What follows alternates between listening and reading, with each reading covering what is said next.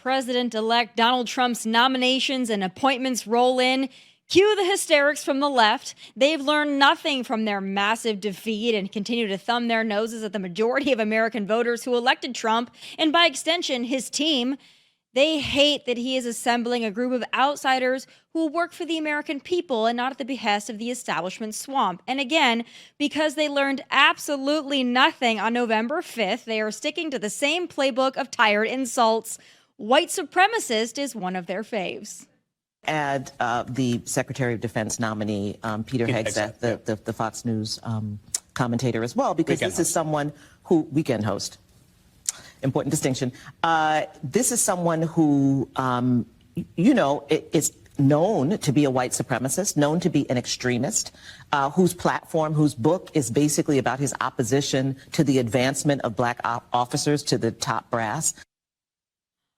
A known white supremacist? Known to whom? With experts like these, is it really any wonder these hacks on these networks are hemorrhaging ratings and viewers? And print media is no better, folks. Enter the New York Times. Not only have they turned their backs on a Kennedy because that Kennedy happens to support Donald Trump, they are now also performing some amazing mental gymnastics backflips to convince you that dyes and chemicals in your food are actually not that bad. Yes, coloring from berries and carrots are essentially the same thing as red dye 40 and other chemicals that I can't even pronounce. The New York Times, man, bravo. Weird, though, the leftist mainstream media loved the idea of banning food additives and chemicals so long as a Trump-hating Democrat issued that mandate. Not only did Donald Trump win the election and the popular vote, and not only did he make historic gains across demographic groups, he is assembling a diverse cabinet that includes a former Democrat presidential nominee and a freaking Kennedy, for goodness sakes. We know the game now. Trump could walk on water and they'd say it's because he can't swim. Word of advice, though, to these media hacks and the government bureaucrats who've become far too entitled to power over we the people: get comfortable being uncomfortable. Joining me now is Kevin Dalton, the Josh and Kevin Show podcast host. Kevin, it's great to have you. Wonderful to be here. Thanks so much for having me. So, Kevin, I know that you keep tabs on everything going on in California, so I do want to ask you about that in just a moment. But just to go off of my monologue there, I'm sure there's a lot of hysteria in California about Trump's cabinet picks. I'm sure of all the places, they're probably melting down in California and many other places across this country. But when you look at it from your perspective as somebody who's lived in California, who's lived in, like I did, the bastion of liberal insanity, do you think these cabinet picks are as controversial as the folks in the mainstream media are making us believe them to be?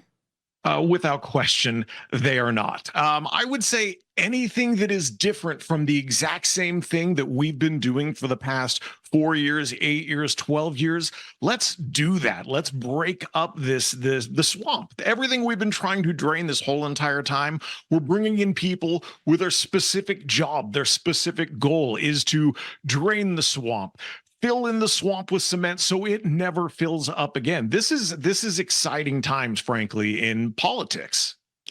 You know, and speaking of California, and we're a couple weeks out from the election, you know, it feels like just yesterday. In California, it probably feels like just yesterday because I think, I haven't checked this morning, but I think even to this day, they haven't fully finished counting the ballots in California. How does Florida count their ballots in a matter of hours? And California is still working on it? I mean, that's disgraceful, even by California standards.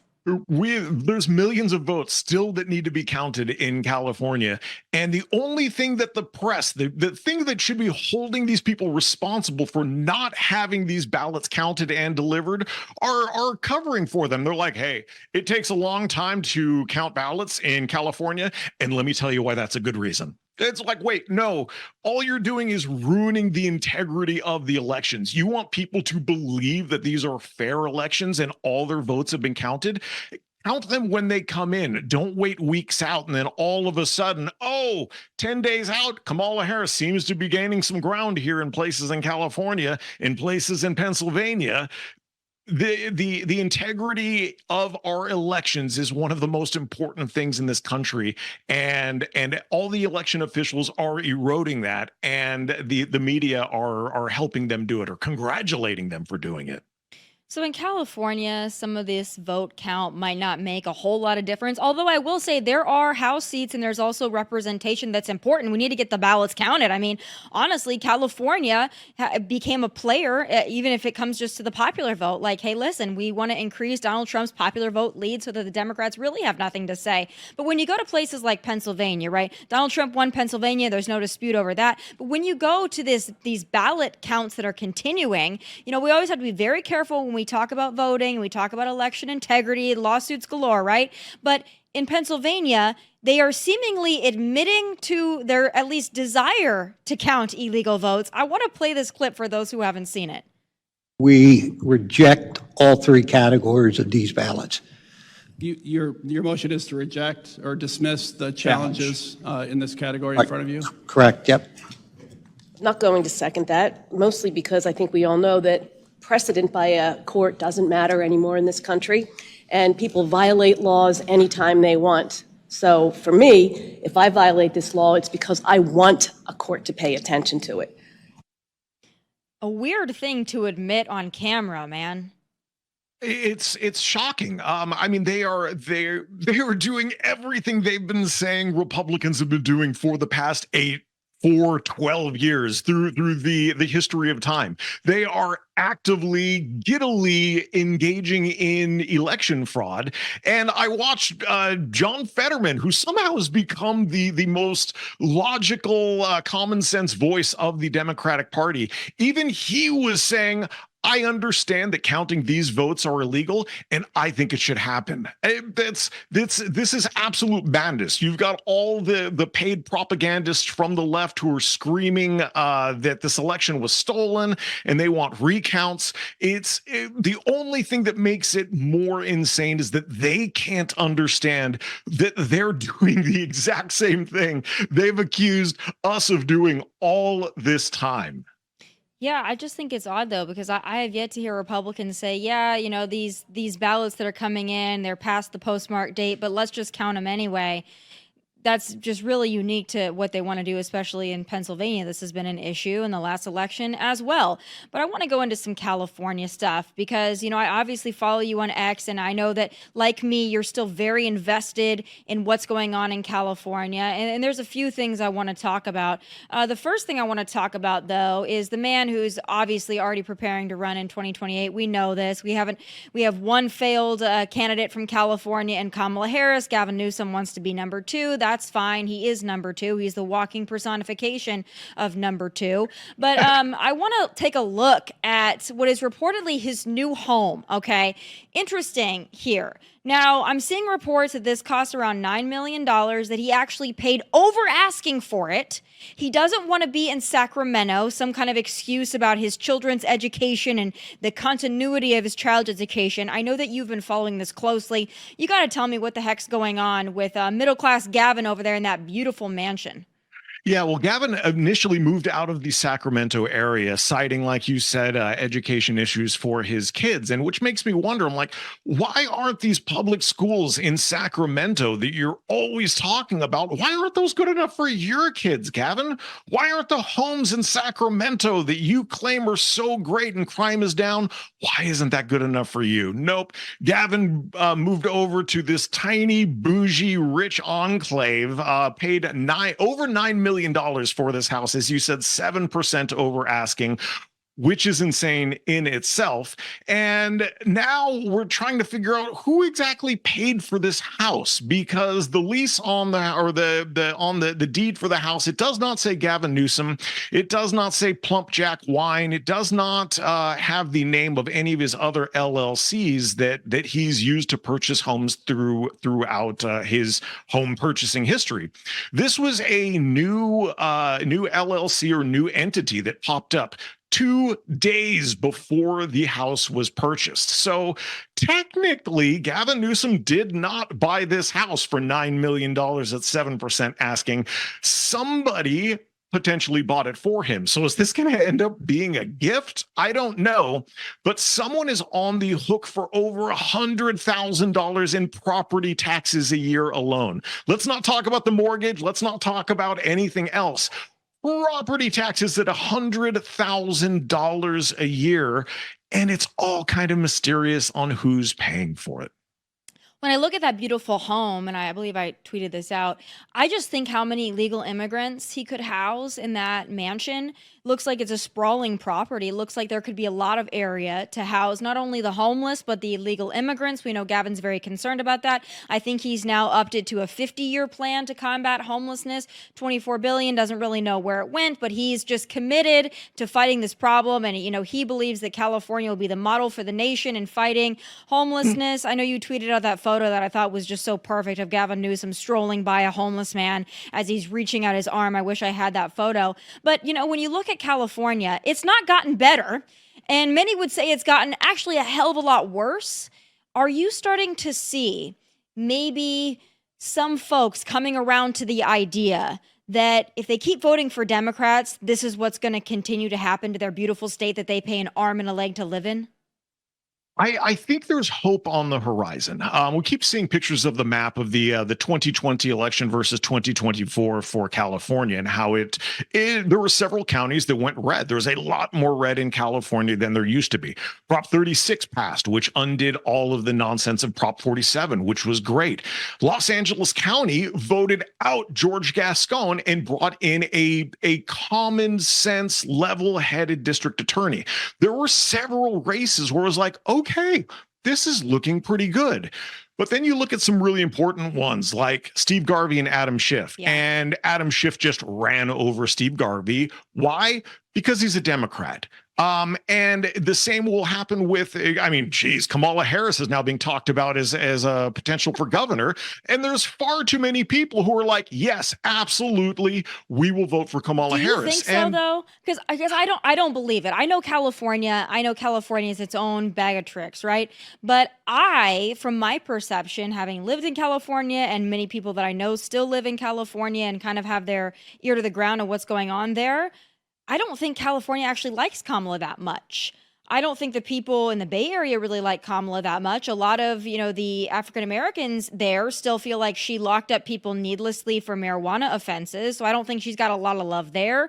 I don't think she's got a lot of love in LA. I really don't think that she's as beloved in California as you would think. Maybe I'm wrong. Are you hearing people really excited for Kamala to run for governor?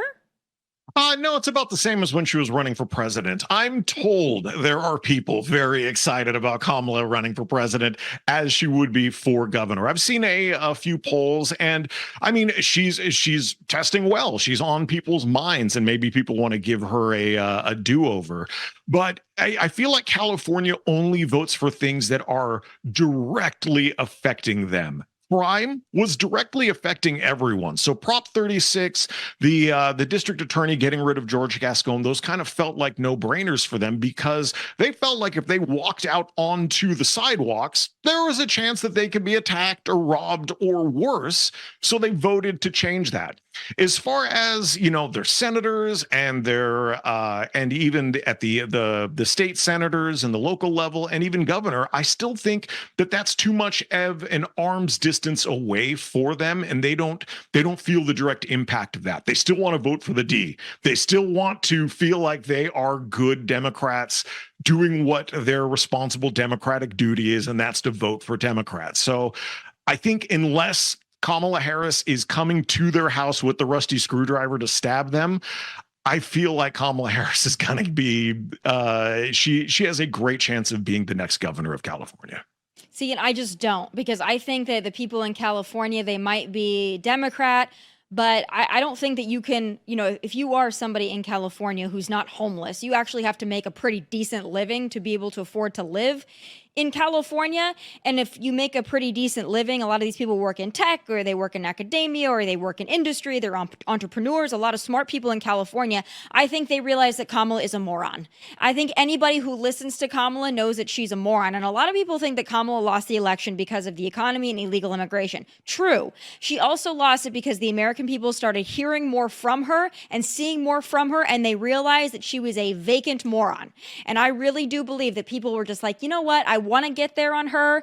I want to vote for the Democrat, but she's too stupid. And I think people in California are too smart to vote for Kamala. And I don't think that Kamala wants it. I don't think she wants to work hard at being a governor of a state. I don't think she's that ambitious.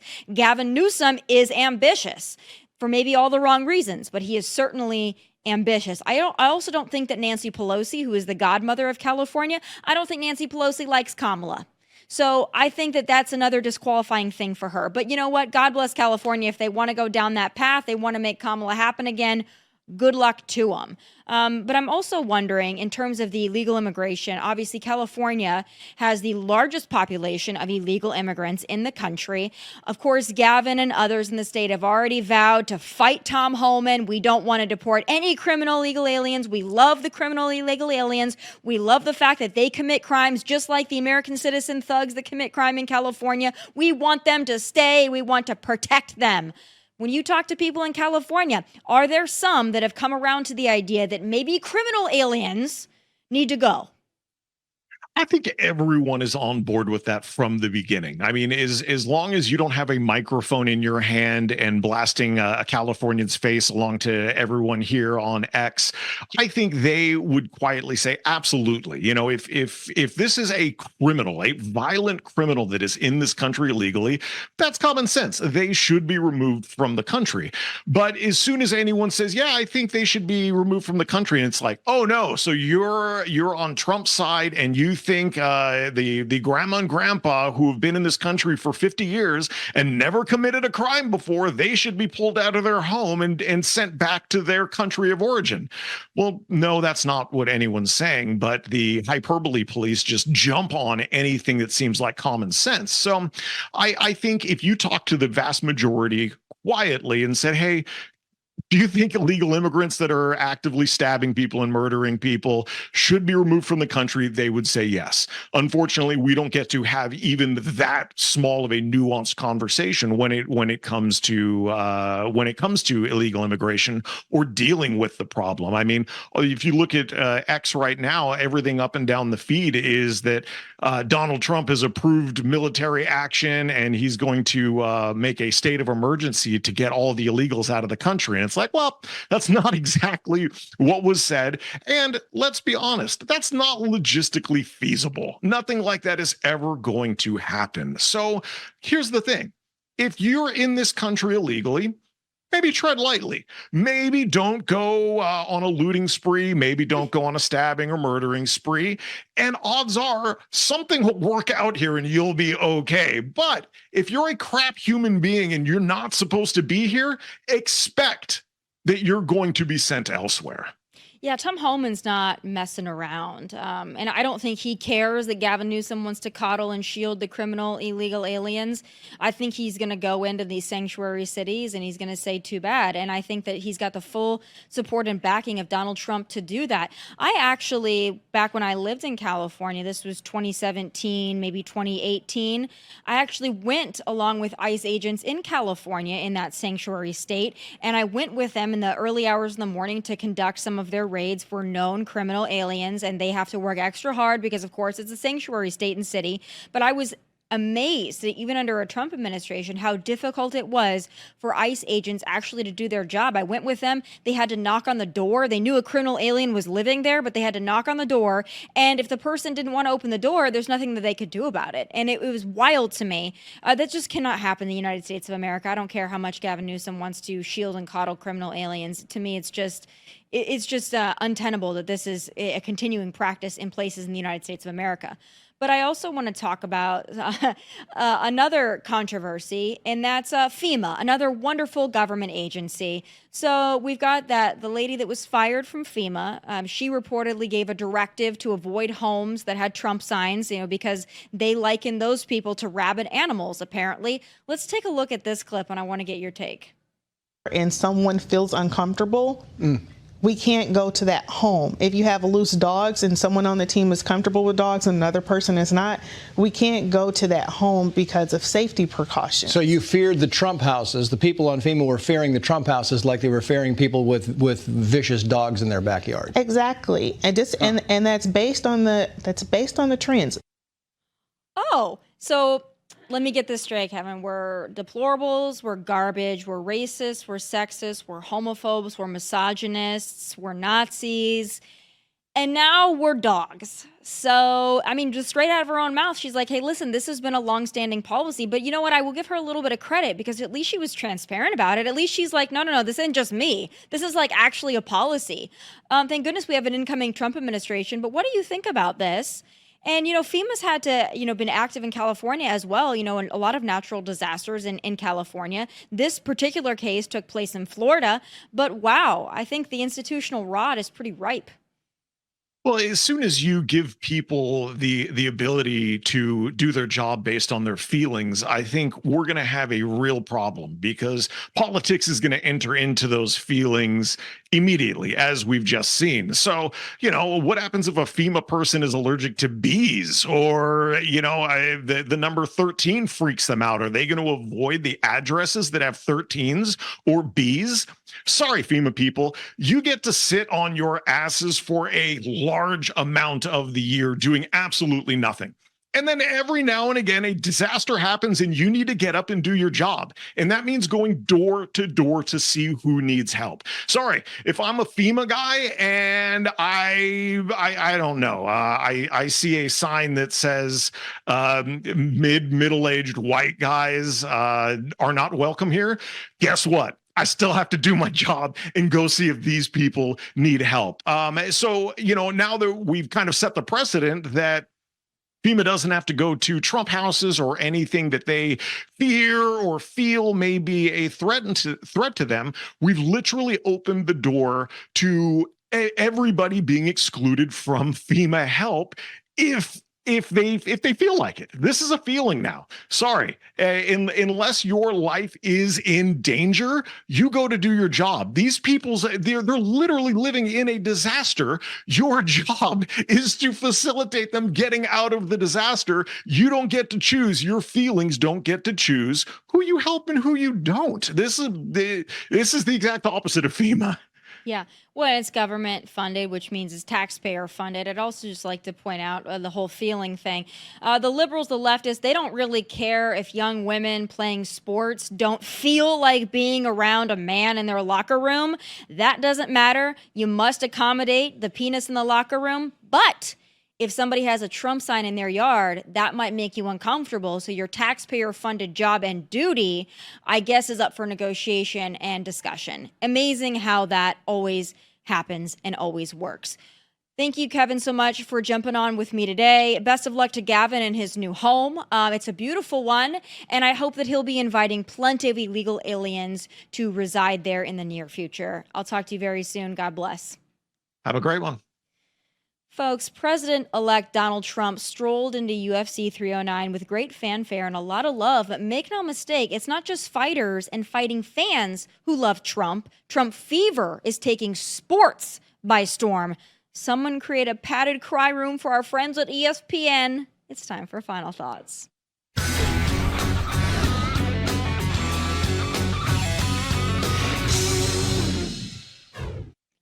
Donald Trump loves UFC, and UFC loves Donald Trump. There's no doubt about that. And while that love is nothing new, neither is the outrage it causes from fragile beta males and mainstream media. And it really looks like ancient Rome here. This is sort of the conquering Republican Caesar who's going into the Colosseum, and everyone's cheering, and he's got his political gladiators with him. That appearance isn't just about him enjoying the applause. He's sending a message to the Senate. For sure. Like, not only are you entertained, but these are my people, and are you willing to fight? Because here's who I have. Frankly, I think these media soy boys are still shook that Tampon Tim and his rocket kicks didn't win over male voters like they had hoped. But either way, here's the deal. Trump mania has taken over sports, and unlike the constant Taylor Swift cutaways, people are actually loving it. And the new way to show your subtle but proud support of Donald Trump is the Trump Shuffle. This dance and what it signifies has not only gone mainstream, but it's also gone international. And it's not just sports, y'all. There has been a change in temperature, a shift in the atmosphere, a new wind blowing with this Trump electoral victory. Folks are no longer scared to death to show their visible and vocal support for Donald Trump. The vibes are much different than post-victory 2016.